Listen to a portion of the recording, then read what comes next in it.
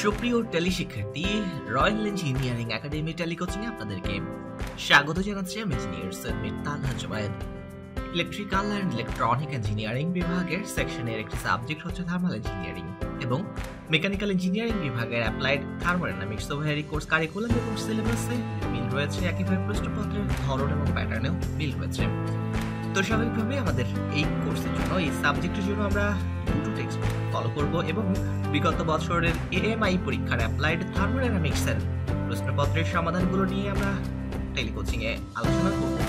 একই সাথে electrical and electronic engineering বিভাগের সেকশনের থার্মাল ইঞ্জিনিয়ারিং এর প্রশ্নপত্র আলোচনা করব এবং এই উভয় প্রশ্নপত্রের আলোকেই মূলত আমাদের টেলিকোচিং এর বিভিন্ন টপিকগুলো বা আলোচনার যে সকল বিষয়বস্তুগুলো সেগুলো বাছাই করা হয়েছে এবং সেগুলো দুটো টেক্সট বই। একটি হচ্ছে আমরা স্ক্রিনে দেখতে পাচ্ছি থার্মোডাইনামিক্স অ্যান্ড ইঞ্জিনিয়ারিং এর 9th edition, Cengel Michael Boles এবং হেভেন কানাকি, এবং একইভাবে এই text book of thermal engineering R S Khurmi এবং জেকে বুক, এই দুটি টেক্সট বই আমরা ফলো করব। আমরা গত লেকচারে কথা বলছিলাম আমাদের যে টেক্সট বইটি রয়েছে অর্থাৎ থার্মোডাইনামিক্স অ্যান্ড ইঞ্জিনিয়ারিং অ্যাপ্রোচ, সেটির থেকে কার্নট সাইকেল এবং কার্নট সাইকেল নিয়ে আমরা কথা বলেছিলাম। আজ আমরা কথা বলবো কার্নট প্রিন্সিপাল নিয়ে এবং রিভার্স কার্নট সাইকেল নিয়ে। এখানে আমাদের পিভি ডায়াগ্রাম দেখানো হয়েছে, কার্নট সাইকেলের পিভি ডায়াগ্রাম, যেখানে 1 নাম্বার স্টেট থেকে 2 নাম্বার স্টেট এই যে প্রসেস সেটিকে বলা হয়েছিল আইসোথার্মাল এক্সপানশন। 2 থেকে 3 নাম্বার স্টেটের মধ্যবর্তী যে প্রসেস সেটিকে বলা হয়েছিল অ্যাডিয়াবেটিক এক্সপানশন।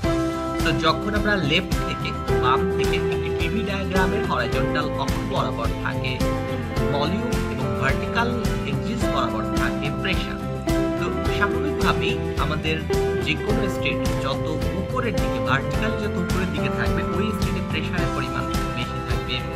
যেমন এখানে 1, 2, 3 এবং 4, অর্থাৎ এই সাইকেলটির 4টি স্টেট এখানে দেখানো হয়েছে এবং আমরা বলছি যে যখন কোনো একটি সিস্টেম এক স্টেট থেকে অন্য স্টেটে যায়, এই মধ্যবর্তী পাথটাকে আমরা বলি যে এই মধ্যবর্তী পাথে একটি প্রসেস সম্পন্ন হচ্ছে। সো 1 হচ্ছে 2, 3, 4 এগুলো এক একটা স্টেট বা অবস্থা দেখানো হয়েছে, সিস্টেমের অবস্থা দেখানো হয়েছে। 1 নাম্বার স্টেটে প্রেসার অনেক বেশি, ভলিউম অনেক কম। 2 নাম্বার স্টেটে প্রেসার মাঝামাঝি, ভলিউম মাঝামাঝি। 3 নাম্বার স্টেটে প্রেসার একদম কম, ভলিউম সর্বোচ্চ। 4 নাম্বার স্টেটে প্রেসার অনেকখানি কম, ভলিউম অনেকখানি কম। সো এই যে 4টা অবস্থায়, মানে এখানে আমাদের সিস্টেমের 4টি স্টেট দেখানো হয়েছে এবং আমরা বলছি যে সিস্টেমের স্টেটে আমরা বিভিন্ন ক্যারেক্টারিস্টিক দিয়ে প্রকাশ করে থাকি, যেমন কোনো একটা অবস্থায় বা কোনো একটা সময়ে সিস্টেমের প্রেসার, ভলিউম, টেম্পারেচারের পরিমাণ কত, সেটি মূলত সিস্টেমের স্টেট। তো কার্নট সাইকেলের পিভি ডায়াগ্রাম থেকে আমরা দেখতে পাচ্ছি 1 নাম্বার স্টেট থেকে 2 নাম্বার স্টেটে যাওয়ার সময় যে মধ্যবর্তী পাথ, সেই মধ্যবর্তী পাথে টেম্পারেচার কনস্ট্যান্ট থাকে। ঠিক এটারই বিপরীত, এই 1 থেকে 2 নাম্বার স্টেটের মধ্যবর্তী পাথ আর 3 থেকে 4 নাম্বার স্টেটের মধ্যবর্তী পাথ হচ্ছে বিপরীতমুখী, দুটোই সেম প্রসেস। যেমন এখানে যখন টেম্পারেচার কনস্ট্যান্ট থাকে 1 থেকে 2 নাম্বার প্রসেসে যেতে, অতএব এটি হচ্ছে আইসোথার্মাল প্রসেস এবং যেহেতু ভলিউম বেড়ে যাচ্ছে সেহেতু এটাকে আমরা বলছি আইসোথার্মাল এক্সপানশন। ঠিক একইভাবে 3 থেকে 4 নাম্বার স্টেটে আসতে ভলিউমের পরিমাণ যেহেতু কমে যাচ্ছে সেহেতু এটিকে বলা হচ্ছে কম্প্রেশন এবং যেহেতু টিএইচ কনস্ট্যান্ট বা টিএল কনস্ট্যান্ট অর্থাৎ তাপমাত্রা কনস্ট্যান্ট, তখন এই প্রসেসটাকে আমরা বলছি আইসোথার্মাল প্রসেস। সো এটিকে সামগ্রিকভাবে বলা হচ্ছে আইসোথার্মাল কম্প্রেশন। আমরা জানি যে যে প্রসেসে তাপমাত্রা স্থির থাকে, তাপ পরিবর্তিত হয়, সেটিকে আমরা বলি আইসোথার্মাল প্রসেস। তার মানে আইসোথার্মাল প্রসেসে শুধুমাত্র টেম্পারেচার কনস্ট্যান্ট থাকবে। তো কার্নট সাইকেলের পিভি ডায়াগ্রাম থেকে আমরা সাইকেল সম্পর্কে একটা পরিপূর্ণ ধারণা পাচ্ছি যে 1 থেকে 2 নাম্বার স্টেটের মধ্যবর্তী যে প্রসেস এবং 3 থেকে 4 নাম্বার স্টেটের মধ্যবর্তী প্রসেস সেটি আইসোথার্মাল প্রসেস, সেটি একবার এক্সপানশন এবং বিপরীতটা কম্প্রেশন। ঠিক একইভাবে 2 থেকে 3 এবং 4 থেকে 1 এই দুটো প্রসেসও দেখেন অ্যারো চিহ্ন বা তীর চিহ্ন দিয়ে বোঝানো হয়েছে একটি অপরটির বিপরীত। সো 2 থেকে 3-এ আমরা এই পর্যায়ে সেটিকে আমরা বলছি অ্যাডিয়াবেটিক এক্সপানশন এবং 4 থেকে 1 হচ্ছে অ্যাডিয়াবেটিক কম্প্রেশন এবং এই 4টি প্রসেসই মূলত রিভার্সিবল প্রসেস বা প্রত্যাগামী প্রক্রিয়া, সে কারণেই সামগ্রিকভাবে 4টি রিভার্সিবল প্রসেসের সমন্বয়ে কার্নোট সাইকেল গঠিত বিধায় সামগ্রিকভাবে কার্নোট সাইকেলটি একটি রিভার্সিবল সাইকেল। এরপরে আমরা বলছি রিভার্সড কার্নোট সাইকেল। সো যেটা আমরা আলোচনা করলাম যে কার্নোট হিট ইঞ্জিন সাইকেল, সেটি বেসিক্যালি একটি totally reversible cycle. So all the process that comprise it can be reversed, in which case it becomes the Carnot refrigeration cycle. অর্থাৎ Carnot reversed Carnot সাইকেলটি মূলত Carnot refrigeration cycle হিসাবে কাজ করে যদি আমরা এই যে 4টি প্রসেসের সমন্বয়ে কার্নোট সাইকেল গঠিত সেটিকে যদি আমরা উল্টো করে দিই, অর্থাৎ 1 থেকে 2 নম্বর প্রসেসে যেটি ঘটেছে সেটি যদি এখন আমরা জাস্ট চেঞ্জ করি, যেমন আমরা যদি ডায়াগ্রামটি আবার দেখি, যেমন এখানে 1 থেকে 4 বা এটাকে আমরা যদি বলি 4 থেকে 1-এ যে প্রসেসটি ঘটেছে এবং সেই প্রসেসগুলোকে আমরা যদি রিভার্স করি, যেমন আমাদের 1 থেকে 2 আর 3 থেকে 4 প্রসেসে হিট নির্গত হয়েছে কিংবা হিট যুক্ত হয়েছে সিস্টেমের মধ্যে, অর্থাৎ 1 থেকে 2 নম্বর প্রসেসে বাইরে থেকে বা হিট রিজার্ভয়ার থেকে হিট সিস্টেমের মধ্যে প্রবেশ করেছে, আবার 3 থেকে 4-এ রিজার্ভয়ার মানে সিস্টেম থেকে রিজার্ভয়ারে হিট বা হিট, তখন আমরা রিজার্ভয়ার না বলে সেটাকে আমরা বলছি হিট সিঙ্ক। সো 3 থেকে 4 নম্বর প্রসেসে সিঙ্কে তাপ পাঠিয়ে দেওয়া হয়েছে, সে কারণে অ্যারোটা বাইরের দিকে দেওয়া হয়েছে। সো 1 থেকে 2 নম্বর প্রসেসে হিট যুক্ত হচ্ছে রিজার্ভয়ার থেকে সিস্টেমের মধ্যে, 3 থেকে 4 নম্বর প্রসেসে সিস্টেম থেকে হিট ত্যাগ করা হচ্ছে হিট সিঙ্কে। তাহলে 1 থেকে 2 নম্বর প্রসেসে যেটা ঘটছিল সেটিকে আমরা যদি এখানে উল্টো করে দিই, অর্থাৎ আমরা যদি এখন রিভার্স করি প্রসেসগুলোকে, সেক্ষেত্রে দেখা যাচ্ছে যে 1 থেকে 2 নম্বর প্রসেস এখানে, 2 থেকে 3 নম্বর প্রসেস এখানে। এখন দেখা যাক 2 থেকে 3 নম্বর প্রসেসে আমাদের হিট ইনডিউসড হচ্ছিল এবং সেটি হিট সোর্স থেকে বা যেটিকে আমরা বলছি রিজার্ভয়ার থেকে। সো 1 থেকে 2 নম্বর প্রসেসে এখানে হিট ইনক্লুড হচ্ছিল, তাহলে আমাদের 1 থেকে 2 আর 3 থেকে 4 এই দুটো প্রসেস হচ্ছে পরস্পর রিভার্স ছিল। এখন যদি আমরা 1 থেকে 2 নম্বর প্রসেসটা এখানে নিয়ে আসি, যেটি কিনা 4 থেকে 1 নম্বর প্রসেস ছিল, এবং 1 থেকে 2 নম্বর প্রসেসটা যেটা ছিল সেটিকে যদি আমরা এখন 4 থেকে 1 নম্বর প্রসেসে যুক্ত করি বা 3 থেকে 4 নম্বর প্রসেস, তার মানে এখানে আমরা আলটিমেটলি যখন প্রসেসগুলোকে রিভার্স করছি, যদি এই 4টি প্রসেসকেই আমরা রিভার্স করে দিই, যেমন এখানে আমরা বাম থেকে ডানে 1 থেকে 2-এ, 2 থেকে 3-এ, 3 থেকে 4-এ, 4 থেকে 1, অর্থাৎ এটা লেফট থেকে রাইটে অ্যারো চিহ্ন, রাইট লেফট থেকে রাইটে অ্যারো চিহ্ন, এরপর আবার রাইট থেকে লেফটে, আবার লেফট থেকে মানে 4 নাম্বার থেকে সেটাও আরও লেফটে যাচ্ছে, অর্থাৎ এক্ষেত্রে আমরা রাইট বা ক্লকওয়াইজ মুভমেন্ট। সো এই যে ক্লকওয়াইজটা যদি আমরা অ্যান্টি ক্লকওয়াইজ করে দিই, এখন কিন্তু আমাদের অ্যারো চিহ্নটা অ্যান্টি ক্লকওয়াইজ বা ঘড়ির কাঁটার বিপরীত দিকে, এবং সেক্ষেত্রে আমাদের দেখা যাচ্ছে যে এই পর্যায়ে হিট সোর্স থেকে বা রিজার্ভয়ার থেকে সিস্টেমে যুক্ত হচ্ছিল, এখন সেটি বাইরের দিকে অ্যারো চিহ্ন, অর্থাৎ এখন সিস্টেম থেকে বাইরে হিট রিজেক্ট হবে। আবার এই পর্যায়ে ছিল হিট সিস্টেম থেকে হিট সিঙ্কে রিজেক্ট করা হচ্ছে, এখন সেটা আমরা বরং উল্টো করে দিলাম যে সেখানে আমরা হিট ইনডিউস করব। তার মানে আমরা কার্নোট সাইকেলের 4টা প্রসেসকেই রিভার্স করে দিলাম।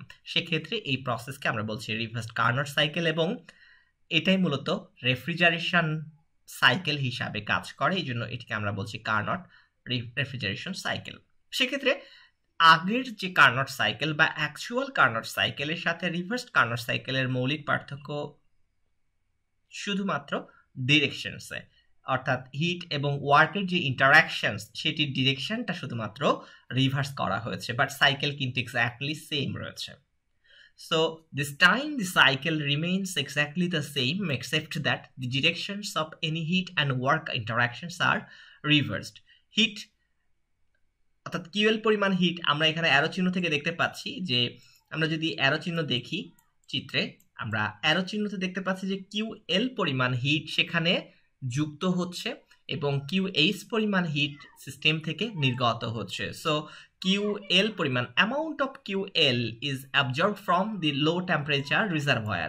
সো এখানে যেহেতু এল দিয়ে ডিনোট করা হচ্ছে যে এখানে যে রিজার্ভয়ারটি রয়েছে সেটি বেসিক্যালি লো টেম্পারেচার রিজার্ভয়ার, এবং সেখান থেকে QL পরিমাণ হিট অ্যাবজর্ব করা হচ্ছে এবং এই যে QH অ্যামাউন্টের হিট সেটি বেসিক্যালি আরো হাই টেম্পারেচারের রিজার্ভয়ারে রিজেক্ট করা হচ্ছে। Amount of QH is rejected to a high temperature reservoir and the work input of W net in is required to accomplish all this। অর্থাৎ এই যে হিট অ্যাবজর্পশন অর্থাৎ লো temperature রিজার্ভয়ার থেকে QL পরিমাণ hit absorb করা কিংবা হাই টেম্পারেচার রিজার্ভয়ার থেকে রিজার্ভয়ারে QH পরিমাণ হিট রিজেক্ট করা, এই হিট অ্যাবজর্পশন কিংবা হিট রিজেকশনের জন্য আমাদেরকে কাজ সম্পাদন করতে হবে এবং সেই নেট ওয়ার্ক ডানের পরিমাণ W net in দিয়ে প্রকাশ করা হয়েছে যে ইনপুট ওয়ার্ক ডান প্রয়োজন হবে এই কাজগুলো করার জন্য।